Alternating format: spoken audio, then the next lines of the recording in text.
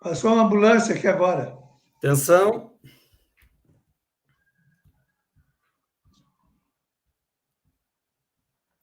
Olá, bom dia, ou boa tarde, boa noite para quem nos assistir em outros horários. Estamos transmitindo ao vivo para o Facebook da Agência Servidores, em rede com a Anfip e também no YouTube da Agência Servidores. A Anfip, parceira do evento hoje, é a Associação Nacional dos Auditores Fiscais da Receita Federal do Brasil. Nós temos a participação hoje do vice-presidente de Assuntos Tributários da Anfip, César Roxo Machado, participação também do assessor de Assuntos Socioeconômicos da Anfip, Wilson Romero. Muito obrigado pela presença de vocês hoje conosco. De nada, Sérgio. Bom dia, Nós vamos Sérgio. estar aqui falando, durante um live de 30 minutos, sobre o tema Saídas para a Crise, que são as propostas dos auditores fiscais e das carreiras de Estado, diante dessa questão da crise do coronavírus, que tem pedido uma série de medidas do governo federal, também dos governos estaduais e municipais, mas principalmente financiamento e medidas de impacto financeiro para poder fazer frente a esse momento. E as carreiras de Estado elaboraram uma série de propostas que, inclusive, estiveram repercutindo na semana passada, especialmente a proposta da Anfip, em parceria com a FENAFisco, também com a Associação do Fisco pela Democracia, repercutindo no Estadão, no Globo, na Folha de São Paulo, no UOL, em blog de jornalistas importantes. E durante esses 30 minutos, vamos, então, falar sobre quais são, de fato, essas medidas e por que elas são, digamos assim, justas, né? Que é algo que se pergunta nesse momento. O que é justo? De onde deve vir o dinheiro para poder financiar as medidas necessárias para a saúde pública e, ao mesmo tempo, também medidas necessárias para dar um suporte para a população, para as pequenas e médias empresas, para os trabalhadores, também não só medidas para a saúde, mas medidas de compensação social, já que a questão da quarentena vem afetando bastante a questão do desenvolvimento econômico. Então, vou, neste início, pedir que cada um faça um pequeno relato da sua visão e das propostas que as entidades do fisco, dos profissionais do fisco estão fazendo nesse momento, por uns 5, 6 minutinhos cada um. Começando pelo César. Bem-vindo, César. Tudo bom, Sérgio? Pois muito bem.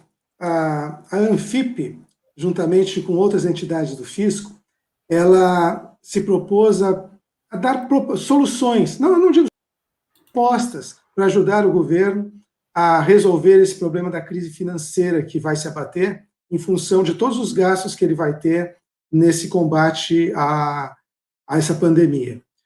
A Anfip já há algum tempo vem estudando, junto com a FENAFisco, sobre o sistema tributário brasileiro. Já há 3 anos vem analisando o sistema tributário brasileiro, verificando quais são as mazelas desse sistema, e ao longo desses anos nós verificamos que o grande problema do nosso sistema tributário é a distribuição da carga tributária. Quando se diz que se paga muito tributo nesse país, depende. Alguns pagam muito tributo, outros pagam pouco tributo. Normalmente, quem paga muito tributo, quem tem uma carga elevada, uma carga tributária muito elevada, são a classe média e as classes mais baixas da população. Porque grande parte da carga tributária está sobre o consumo, que é uma forma de tributação extremamente regressiva, ela concentra a renda, ela produz desigualdades. E a Anfip, ao longo desses anos, tem estudado isso e tem feito propostas. Muito bem. Agora, com essa crise que está assolando o mundo e o país, nós usamos essas propostas para tentar fazer alguma coisa útil nesse ano agora, propondo para o governo algumas soluções de emergência.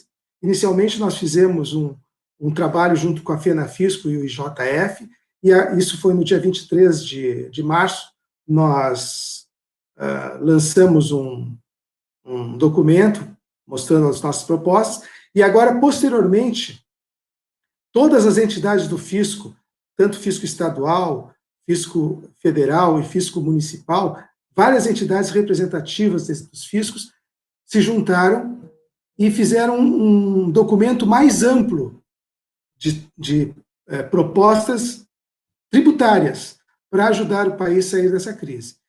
Assim, resumidamente, é isso que eu falo agora nesses 6 minutos, é sobre o que nós vamos falar nesses 30 minutos. Logo em seguida, depois que o Wilson Romero falar, fizer a apresentação dele, nós vamos começar a detalhar essas propostas que nós temos. Muito obrigado pela essa introdução, César. Agora nós vamos ter a participação do Wilson Romero, assessor de assuntos socioeconômicos da Anfip. Romero, por favor, 5 minutinhos, 6 minutinhos no máximo. Bom dia a todos e todas que nos assistem pelo perfil da Anfip, pelo perfil da Agência Servidoras.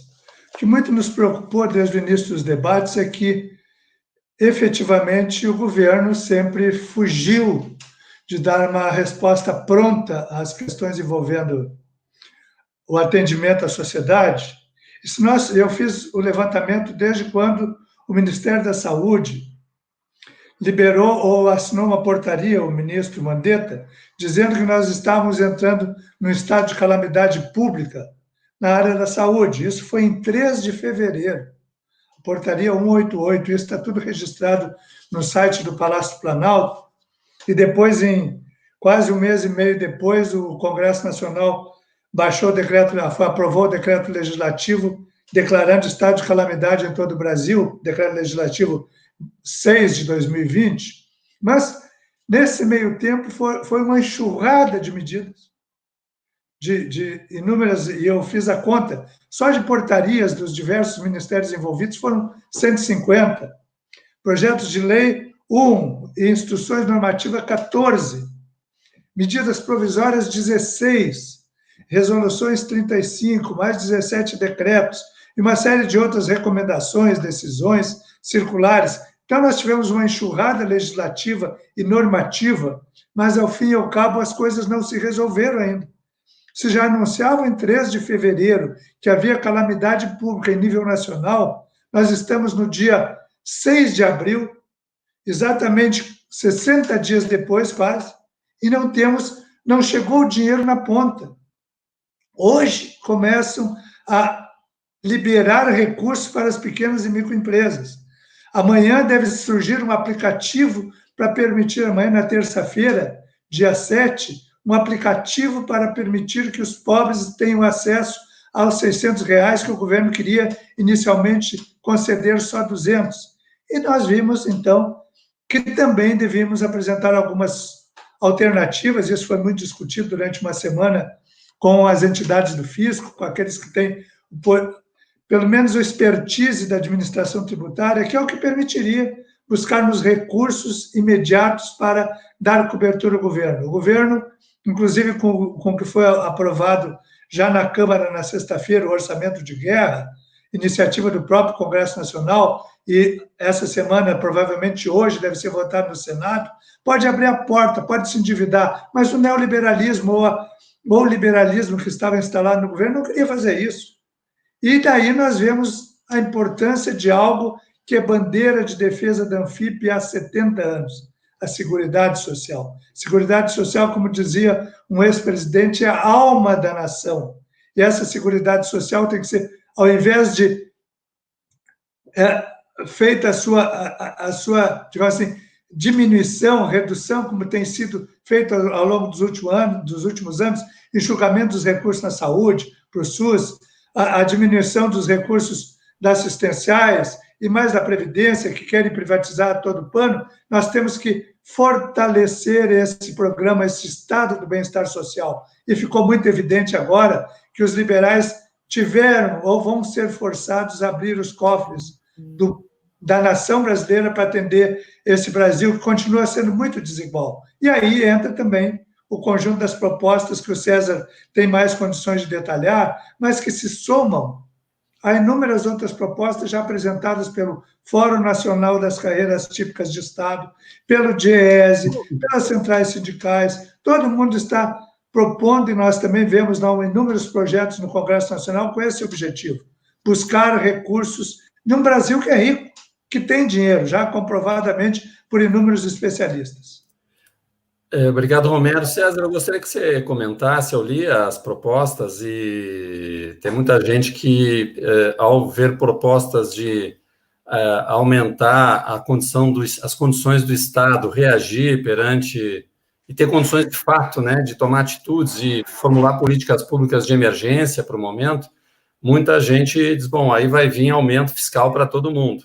No entanto, lendo as propostas, se percebe que elas têm também uma preocupação, digamos, de equilíbrio social. Eu gostaria que você comentasse, né, que um dos itens da proposta é justamente também uma pausa, né, no pagamento de impostos das micro e pequenas empresas, né? Isso representa o que exatamente? A grande carga de empregos que essas empresas fornecem para o mercado de trabalho, sustentação de famílias e microempresas. Qual foi a visão? Sérgio, vamos fazer uma retrospectiva rápida para a gente entender esse ponto que você está perguntando. O Wilson, ele fez deu uma visão geral do que o governo está fazendo, e o governo, ele diz que vai gastar nesse combate à crise, à pandemia. Isso é o que o governo está dizendo que ele vai gastar. Eu tenho as minhas dúvidas que seja exatamente 750 bilhões hoje, porque alguns dos valores que o Ministério o ministro da Economia ele cita são valores que adiantamento de benefícios previdenciários, adiantamento do 13º, por exemplo. Isso não é um recurso que o governo federal está dando para a população, ele está adiantando um recurso. A liberação de compulsório do Banco Central de 200 bilhões para o mercado financeiro, para os bancos, isso também não é um dinheiro do governo que ele está lançando na economia, que ele está devolvendo para os bancos. Se nós formos ver o que tem mesmo de dinheiro do governo, em torno de 500 bilhões.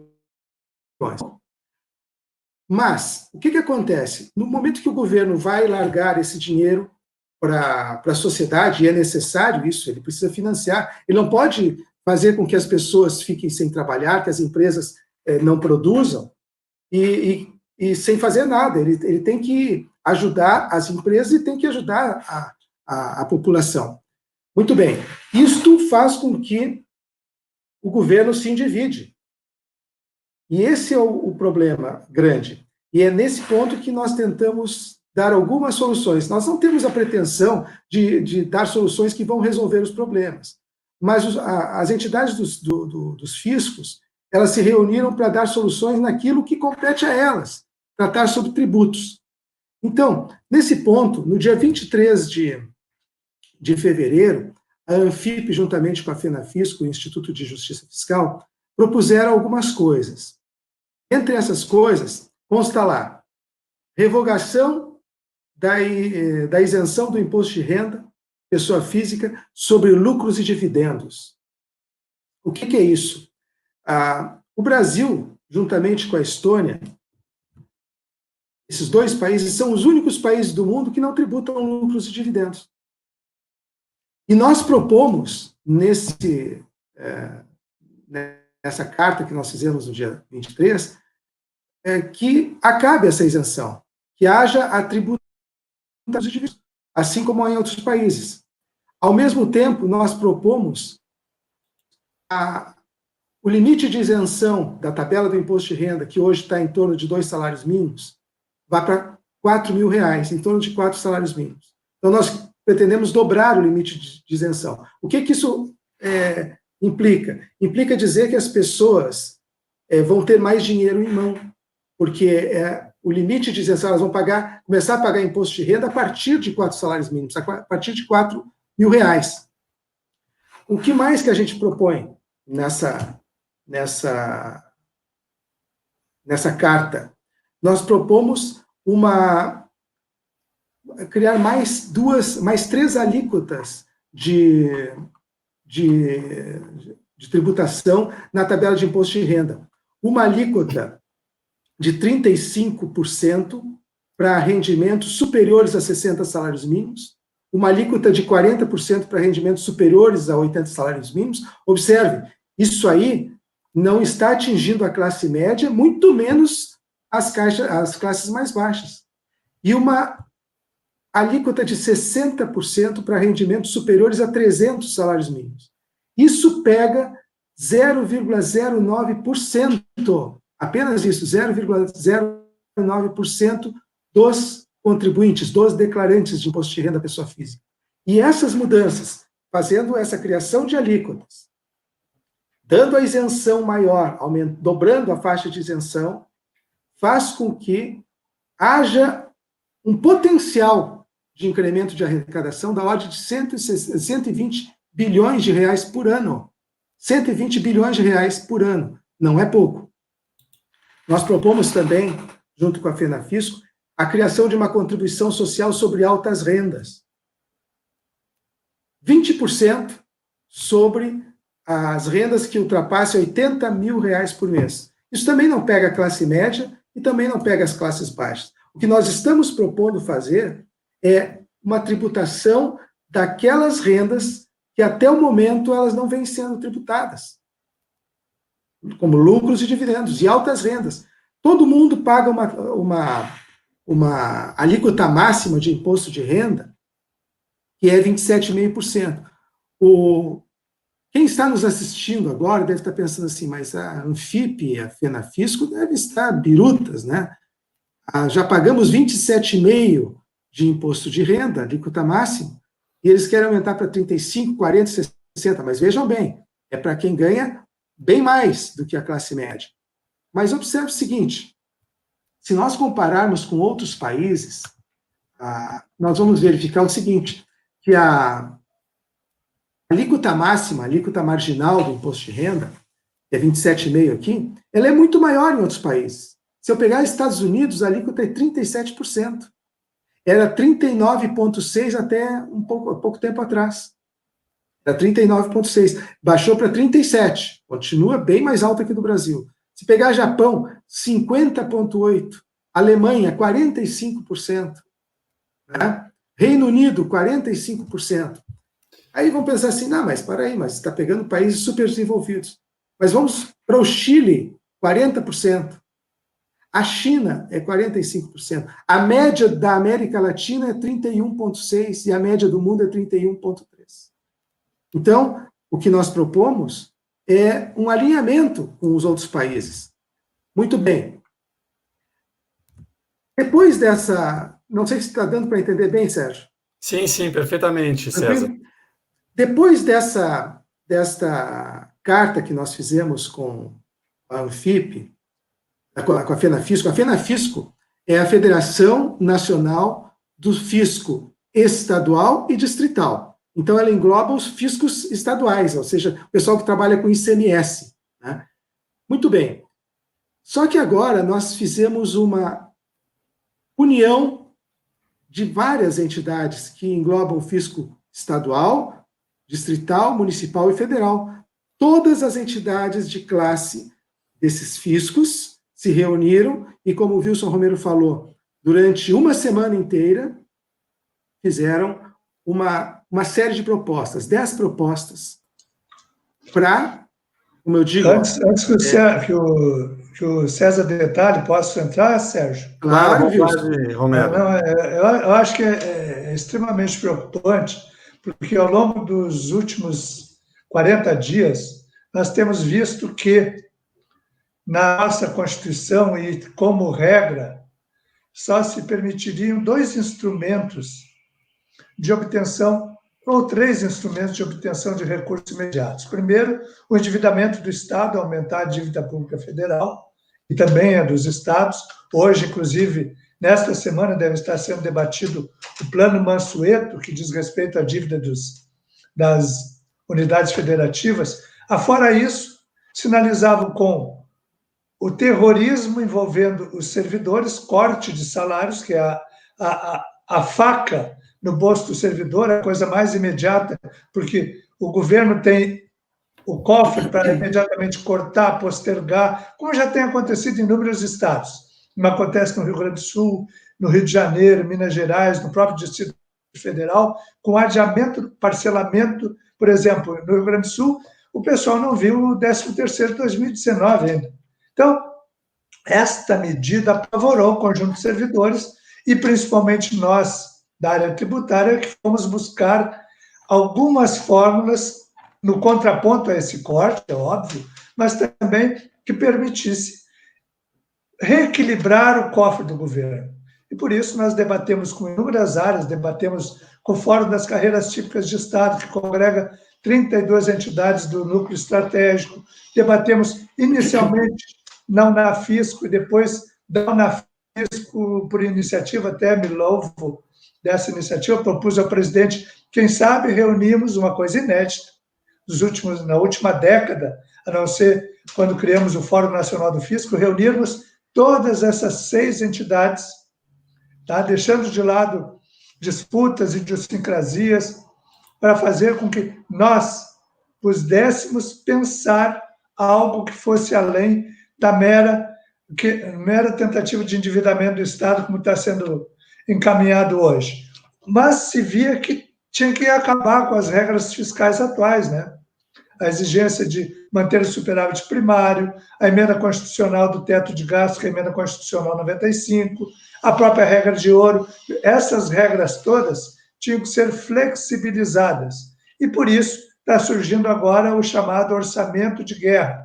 E, aliado a todas essas questões, nós estamos enviando, já divulgamos na mídia, encaminhamos a todos os parlamentares esse conjunto de medidas que tem exatamente esse foco, permitir que quem tem um pouco mais, e nós vimos hoje uma manchete de um jornal americano, de uma revista daqui, que os bilionários americanos, inclusive, imploram para que sejam tributários de forma a contribuir. Nós temos inúmeras campanhas de arrecadação envolvendo quem tem um pouco mais de dinheiro, mas não existe uma medida, mesmo que temporária, no âmbito do arcabouço tributário brasileiro. Por isso, estamos com esse elenco de medidas que desoneram quem está sofrendo mais, levam recursos, como o governo está tentando levar aos informais, aos desempregados, mas, acima de tudo, busca já sinalizar algo que nós estamos no grande debate sobre uma reforma tributária que mais cedo ou mais tarde vai ter que ser feita. Wilson Romero, até nos assistindo aqui o Paulo Regis, que coloca a fazer dessa crise uma oportunidade de maior justiça fiscal em nosso país. O Paulo Regis é lá da Anfip Ceará, está nos assistindo aqui, outros comentários chegando também uma pergunta aqui do jornalista da nossa redação da Agência Servidores, Humberto Goulart, e até dando um pouco de contexto ao que o Wilson falou, o que o Humberto vai perguntar, né, tem nos Estados Unidos um movimento de grandes empresários liderado pelo Bill Gates, liderado pelo Warren Buffett, né, que justamente lideram um pedido de que eles possam, né, com quem é detentor de grandes fortunas, contribuir mais aí para a parte tributária, para a arrecadação fiscal americana. E aqui no Brasil nós temos também, eu acompanhei 2 ou 3 empresários que estão se articulando, Eli Horn da Cirela, os irmãos Pfeffer do Grupo Suzano também, que advogam essa questão de uma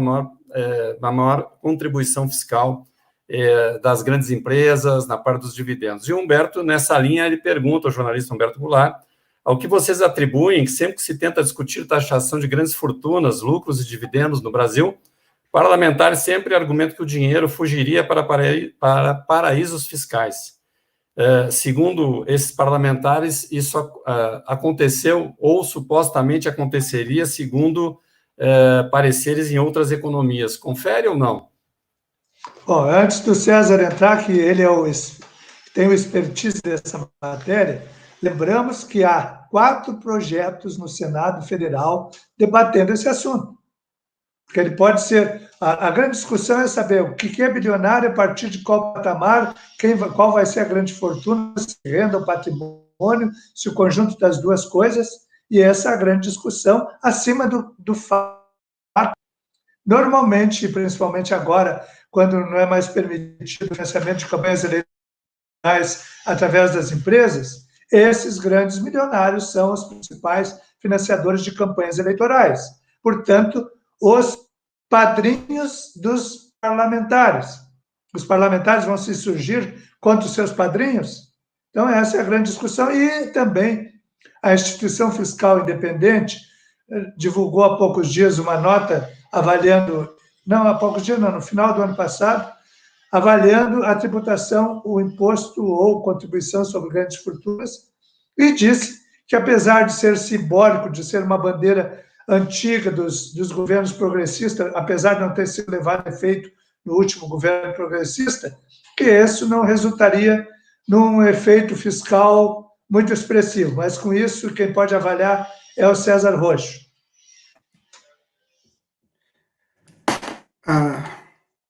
Sérgio, estão me escutando? Sim, perfeitamente. Estou aqui. Olha só, realmente, quando se trata de tributar, sempre as pessoas tentam se desviar. Elas fazem qualquer coisa para não pagar tributo. Esse tem sido algo recorrente. E realmente isso aconteceu em outros países na Europa. Foi bem noticiado, aquele ator francês mudou para aquele Gerard Depardieu, né?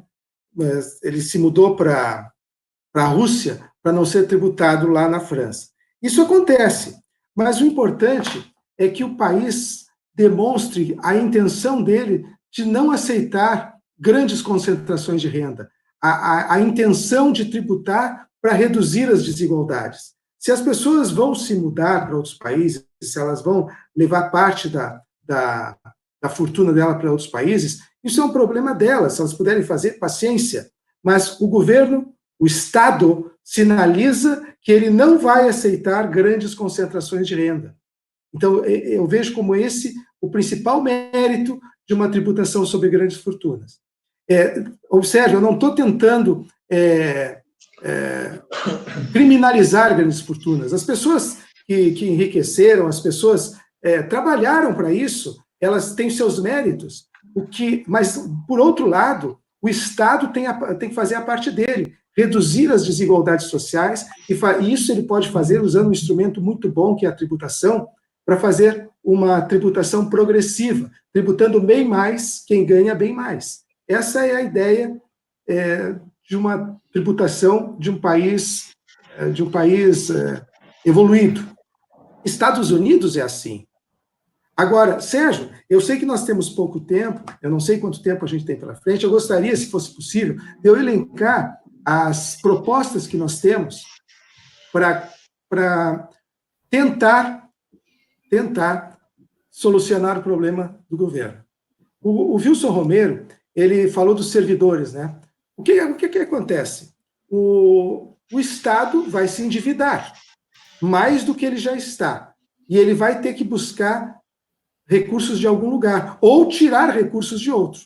O que normalmente o pessoal pensa na hora que o Estado se endivida? Bom, eu vou fazer o seguinte, eu vou reduzir os salários dos servidores, vou reduzir as aposentadorias, vou reduzir as pensões para cobrir, em parte, esse déficit.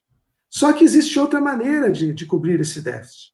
É justamente tributando aqueles que não são tributados, tributando as rendas que não são tributadas. E é isso que nós tentamos mostrar para o governo nessas 10 propostas que nós estamos fazendo. Só para vocês terem uma ideia, as despesas com pessoal no mês de fevereiro de 2020, total, executivo, legislativo, judiciário e Ministério Público, dá em torno de 11 bilhões de reais. 11 bilhões de reais. Ao longo do ano, a previsão, já considerando o 13º salário, férias, dá em torno de 152 bilhões de reais. Aí se ouve falar assim, vamos reduzir em 50% os salários dos servidores. Muito bem. Isso dá uma economia de em torno de 76 bilhões de reais. Dá uma economia de 76 bilhões de reais. Mas, no momento que reduz os salários dos servidores, na verdade, está reduzindo o Estado. Os servidores são o Estado. O Estado é uma pessoa jurídica, é uma ficção jurídica. ele se materializa através das pessoas, através dos servidores.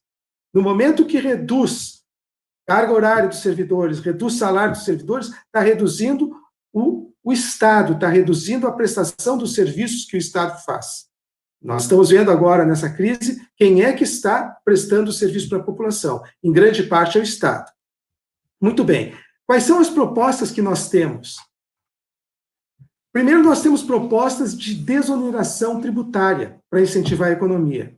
Uma delas é a isenção total de tributos até abril de 2021, e essa isenção limitada ao valor da folha de pagamento das empresas, das microempresas e pequenas empresas optantes pelo Simples. Então, as microempresas e empresas optantes pelo Simples que mantiverem os seus empregados, elas terão a isenção de todos os tributos dela, mensalmente, até 2021, até abril de 2021, limitado ao valor da folha de pagamento. A estimativa de desoneração é de 20 bilhões.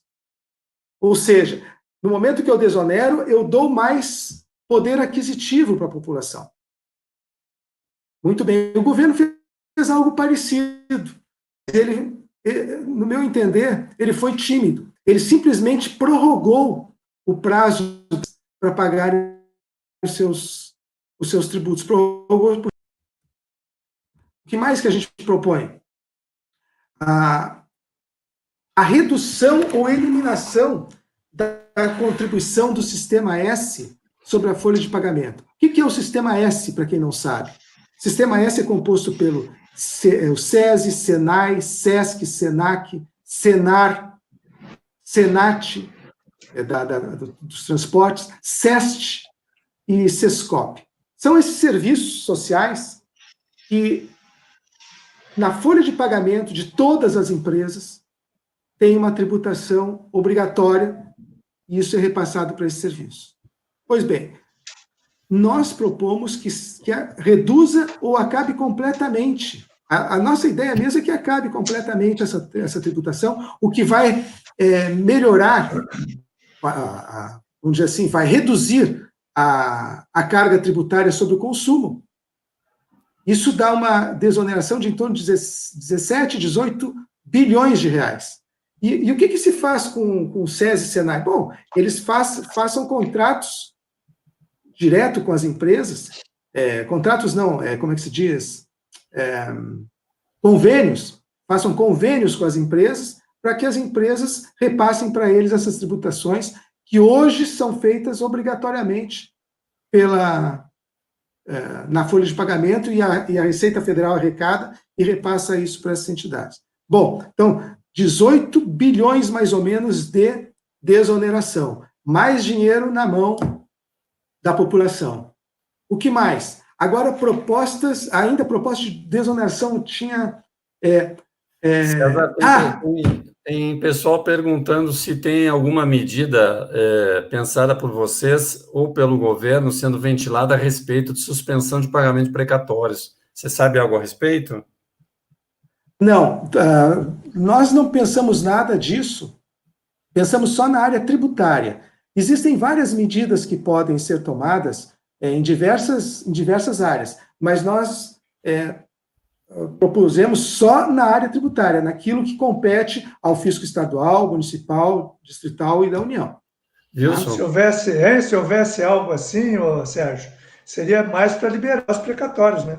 Que as empresas estão na fila enorme em estados, na União, os servidores, as pessoas físicas e jurídicas em geral têm créditos junto à União, junto a todos os entes federados, e a pilha está circulando, seria mais para termos uma injeção de recursos na economia. Perfeito. Entrando antes de, já interrompendo o César, desculpe, César, mas a gente analisa assim, a gente analisa as principais medidas do governo até hoje, 60 dias depois da decretação da calamidade pública. Hoje, de novo, não há dinheiro novo praticamente, o governo não largou dinheiro, ele está permitindo que as empresas se endividem, ou seja, vai ter uma carência, vai ter que pagar com taxa Selic logo adiante. antecipando o 13º, abono salarial, essa coisa toda, mas esse dinheiro vai faltar para o trabalhador ali adiante também. Wilson, Então, mas seguindo essa linha, seguindo isso que você está dizendo, só para complementar, pois é aquilo que eu tinha falado. O ministro Paulo Guedes disse que dentro das propostas tinha uma liberação de 200 bilhões de compulsório, aquele dinheiro que obrigatoriamente é dos bancos e tem que ficar no Banco Central. Muito bem. Ele liberou esses 200 bilhões para os bancos, em tese, né, darem empréstimos para as empresas a juros baixos. Só que não é o que está acontecendo. Não, o empresário está procurando, desde a semana passada, o banco, pequeno empresário, para financiar a sua folha e até o seu giro, e não encontra recursos. Isso não foi liberado ainda. Por mais que seja a juros de Selic, mais 1% ao ano, como está colocando lá na proposta, mesmo assim ele vai ter que pagar um dia. Esse dinheiro não está vindo de graça. Então, nós temos uma série de medidas, além de prorrogar dívidas, deixar de pagar previdência durante 60 dias, mas vai ter que pagar adiante. Vai ter que pagar. Então, nós não estamos, lógico. Dá uma renda básica para trabalhador informal. O dinheiro não surgiu ainda. Como é que o pessoal das comunidades, com mais de 50, 60, 70 anos, sem inclusão digital, vai entrar num aplicativo na Caixa e se cadastrar se ele não tem o cadastro? Se ele não tem internet? Como é que ele vai fazer isso? Então, todas essas questões, né, eu acho que são tremendamente importantes, e volto a dizer, Sérgio, são fundamentais e vão reforçar aquela ideia, aquela bandeira que sempre a Anfip defendeu, as entidades do fisco também defendem, que é mantermos uma seguridade social sólida, justa e solidária, porque se nós tivermos saúde com bastante recursos, assistência social garantindo a redução, ou pelo menos mitigando a desigualdade, e uma previdência forte que garanta dignidade ao trabalhador e ao servidor ao final da sua vida laborativa, nós com certeza teremos um Brasil melhor. Eu queria pedir um comentário final de cada um, nós já estamos dentro do nosso horário estipulado. Tem especialistas no final não conseguimos colocar as propostas. Tem especialistas em democracia que falam que, às vezes, congressos, né, o parlamento fica discutindo anos algumas propostas e não consegue deliberar por tensão social, por diferenças de interesses.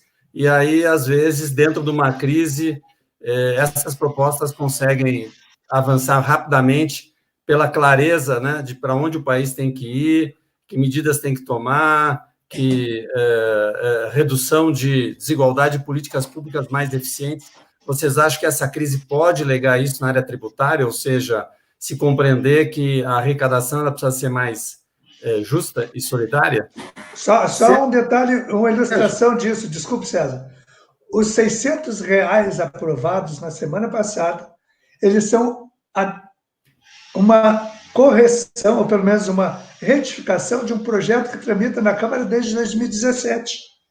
É um projeto de um deputado que teve um projeto de lei de conversão e resultou nessa concessão de benefício. Ou seja, mais de 3 anos ou 2 anos e meio estavam tramitando algo que beneficiaria a população em geral. Estava lá, na pilha.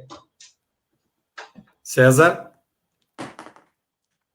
Sérgio, eu vou relatar para vocês, para quem está assistindo a gente, rapidamente quais são essas nossas propostas. Incidência de alíquotas progressivas de até 3% sobre grandes fortunas. O que nós entendemos como grande fortuna, nesse estudo que a gente fez? Patrimônio no território brasileiro acima de 20 milhões. Quem são os contribuintes? Pessoas físicas domiciliadas no Brasil ou pessoas físicas ou jurídicas domiciliadas no exterior. Esses contribuintes representam 0,1% de todos os contribuintes, apenas 0,1%. Isso tem um potencial de arrecadação da ordem de 30 a 40 bilhões. 30 a 40 bilhões. O que mais que a gente propõe? Uma contribuição social de caráter temporário nessa crise, né? Com alíquota de 20% incidente sobre todas as receitas financeiras de todos e quaisquer fundos, inclusive do Tesouro Nacional.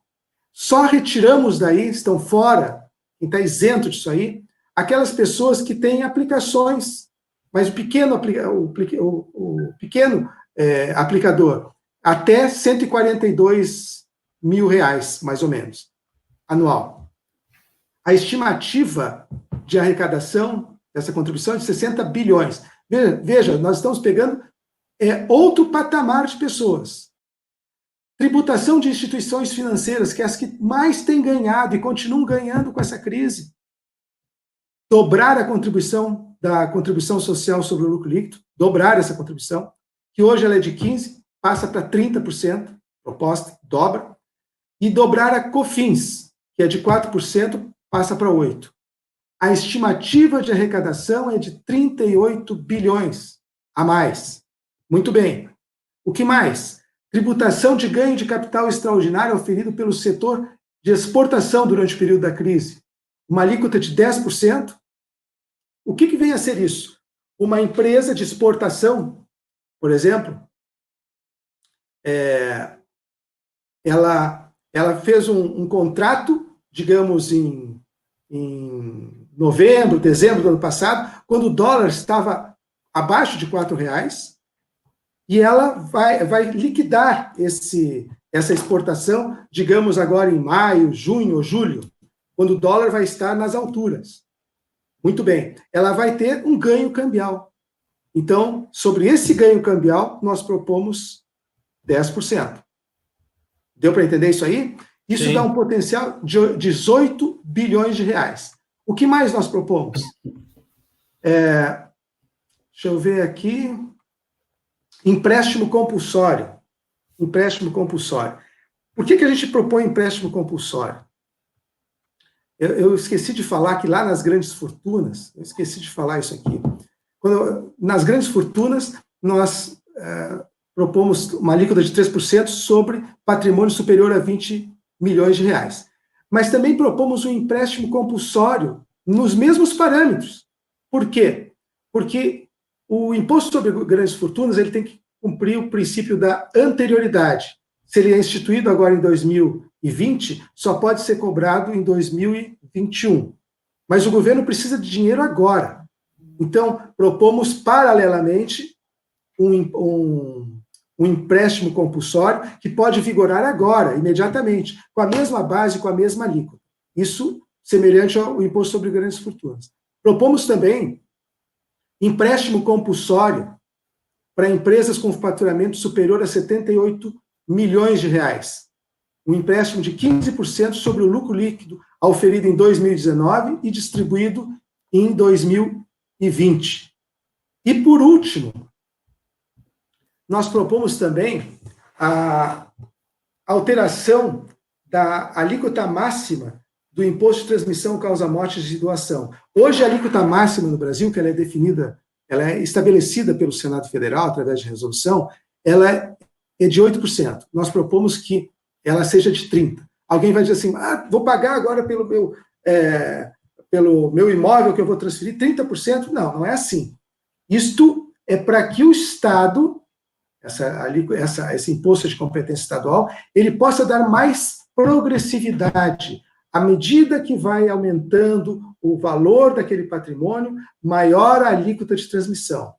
Muito bem, a estimativa de arrecadação é de 28 bilhões de reais. E alguém pode estar dizendo assim, mas vai aumentar de 8 para 30.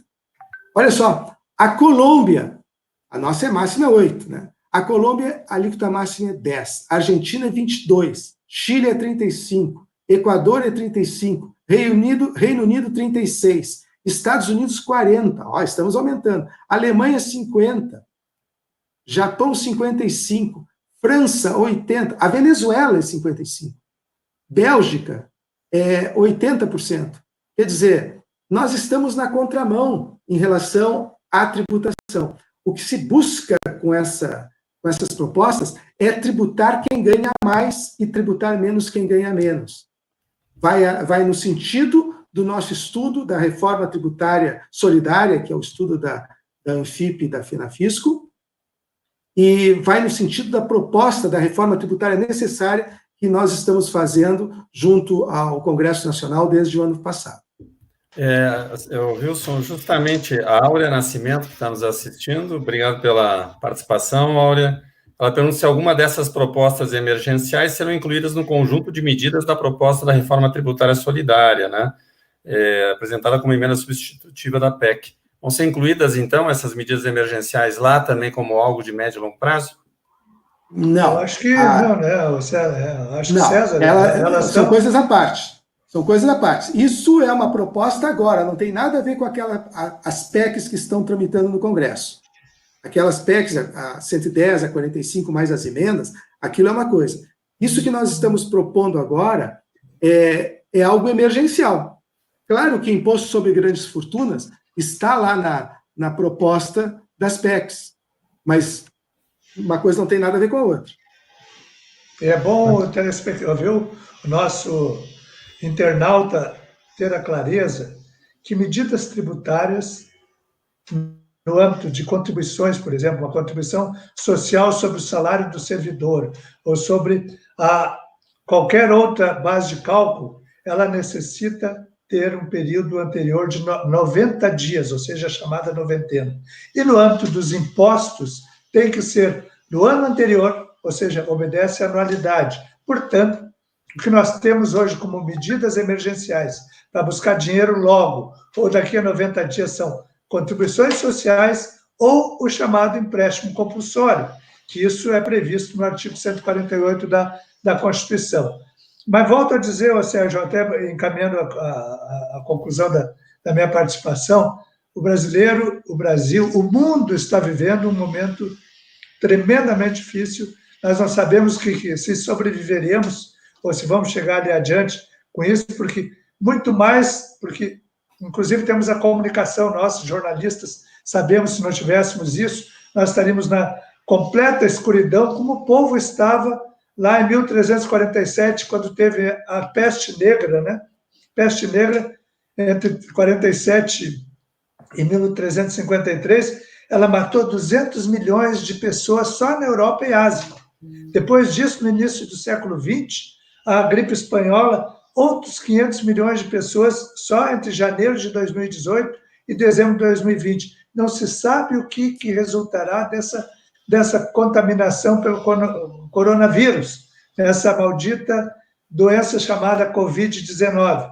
Nós temos hoje, e agora eu tenho o número atualizado, já no mundo inteiro, 1.255.000 casos confirmados, com quase 70 mil mortes. Mas isso tudo é resultado de ontem. No Brasil estão divulgando esse conjunto de resultados, mas são de 15 dias atrás. Os testes demoram a dar o seu resultado. As mortes estão sendo investigadas. Mas o momento é tão preocupante que nós não podemos deixar essa mensagem aqui, que brasileiro, não transgrida a orientação das autoridades sanitárias, da Organização Mundial da Saúde. Dentro do possível, nós três que estamos no grupo de risco, a maior parte dos que estão nos assistindo, fiquem em casa. Eu acho que desta forma estaremos contribuindo para que não se dissemine esse lamentável vírus, que ontem eu até publiquei nas minhas redes sociais uma imagem. Se o vírus invisível fosse visível, você sairia para a rua? E está lá a imagem, vejo no Facebook de Wilson Romero. Com certeza nós não sairíamos. E as pessoas estão afrontando isso. Se viu no final de semana no Rio de Janeiro, no São Paulo, as aglomerações, as festas punks, o pessoal no calçadão de Copacabana, no Parque Ibirapuera. Isto está permitindo ou possibilitando que daqui a 14 dias temos um volume muito expressivo. E nesse debate todo, cabia a nós, agentes do fisco, tentar dar a nossa contribuição. Eu acho que conseguimos dar a nossa contribuição. As propostas foram encaminhadas aos parlamentares, às autoridades do Ministério da Economia e do Palácio Planalto, com o objetivo de que algumas delas, porque não são só essas, né? Quem olha lá no site da Câmara tem mais de 300 propostas de parlamentares com o mesmo objetivo, de obter recursos ou minorar o sofrimento da população. E nós estamos dando nossa contribuição. Muito obrigado a quem nos assistiu pelo Facebook da Agência Servidores e da Anfip. Espero ter, de alguma forma, contribuído para esse debate. Obrigado, Romero. Tem muita gente perguntando sobre onde pode ler o conjunto de propostas. Eles estão no site da Anfip, anfip.com.br, mas também, então, logo se encerre aqui o nosso live, eu vou estar postando aí no chat do Facebook e do YouTube também, que temos um bom público pelo YouTube também, da Agência Servidores. Vou estar colocando lá o link das propostas. César, quer fazer um encerramento? Sim. Bom, eu agradeço a oportunidade de colocar essas nossas propostas aqui para os nossos telespectadores. Se alguém tiver alguma dúvida, mande um e-mail para a Anfip. Não sei, Wilson, se teria um e-mail específico lá da secretaria, mandar um e-mail que... Não, eu acho que está aberto, viu, César? ouvidoria@anfip.org.br. Quem quiser contribuir, criticar, eu acho que está à disposição a nossa rede. Tem também os perfis no Facebook, Instagram, no Twitter, que permitem que todos aqueles que querem contribuir, porque não são só, e daí, voltando, Sérgio, não é só esse documento do fisco. Nós temos a proposta que nós aderimos, que é da Fórum das Carreiras Típicas, que é do Fonacart, tem esse manifesto da Anfip Fenafisco, e, por último, essas propostas das 6 entidades do fisco distrital, municipal, estadual e federal. Perfeito. César? Então, eu enfatizo que essas propostas, elas são todas da área fiscal, e nós não temos a pretensão de resolver os problemas orçamentários do governo, mas nós pretendemos ajudar com as nossas propostas ao governo para ele tentar solucionar os problemas. Tá certo. Muito obrigado. Participação do César Roxo Machado, vice-presidente de Assuntos Tributários da Anfip, e do Wilson Romero, assessor de Assuntos Socioeconômicos da Anfip. Esse foi o primeiro live de uma série feita em parceria entre a Agência de Servidores e Anfip. Cada vez vamos procurar ampliar mais os temas, a exibição e transmissão também nas redes sociais, com participação também de vários setores da sociedade a respeito desses temas da questão fiscal. Muito obrigado pela audiência de hoje, e quem não pôde assistir, tiver os seus amigos aqui na audiência, pode compartilhar o link. Muito obrigado e até a próxima live da nossa parceria. Até.